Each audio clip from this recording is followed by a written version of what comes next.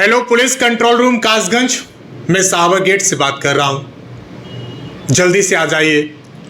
एक मकान में से खून निकल रहा है और जोर की बदबू आ रही है। जैसे ही पुलिस कॉल कासगंज की सदर कोतवाली पुलिस के पास पहुंची, वैसे ही पुलिस सख्ते में आ गई।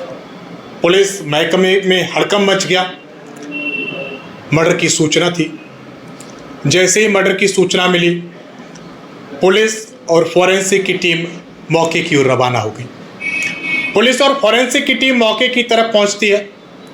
वहां जाकर पुलिस में देखा तो वाकई में एक कमरे में से खून निकल रहा था। तेज की बदबू आ रही थी। पुलिस ने आसपास के लोगों से पूछताछ करने की कोशिश की, लेकिन किसी के पास कोई जवाब नहीं था। पुलिस इसलिए और ज़्यादा सख्ते में आ गई क्योंकि मकान का ताला बाहर से लगा हुआ था। अब ऐसे में पुलिस को भी अंदेशा होने लगा कि वाकई इस कमरे में किसी की हत्या की गई है, जिसका खून बाहर रिस आ रहा है, जिससे बदबू फैल रही है। फॉरेंसिक की टीम मौके पर पहुंची थी।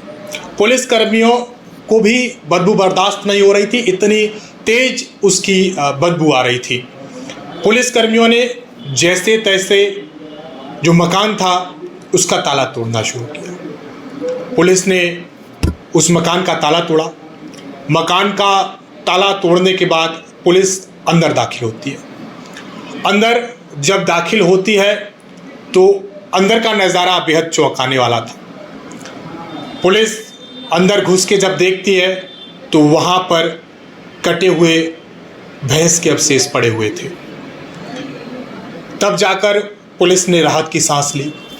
उन कटे हुए भैंस के अवशेषों में से खून बाहर निकल रहा था और उसी से जो है बदबू आ रही थी।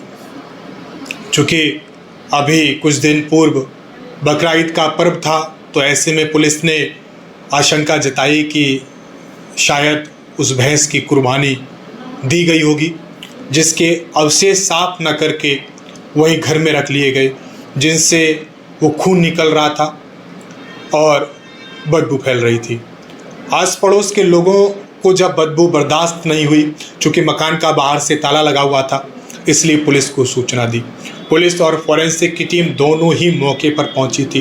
पूरी तैयारियां उन्होंने कर रखी थी। अगर वाकई में इस तरह की कोई घटना हुई है कि किसी व्यक्ति का मर्डर करके उसके शव को घर के अंदर रख दिया गया है, तो ऐसे में पुलिस पूरी तैयारी करके वहाँ पहुँची थी।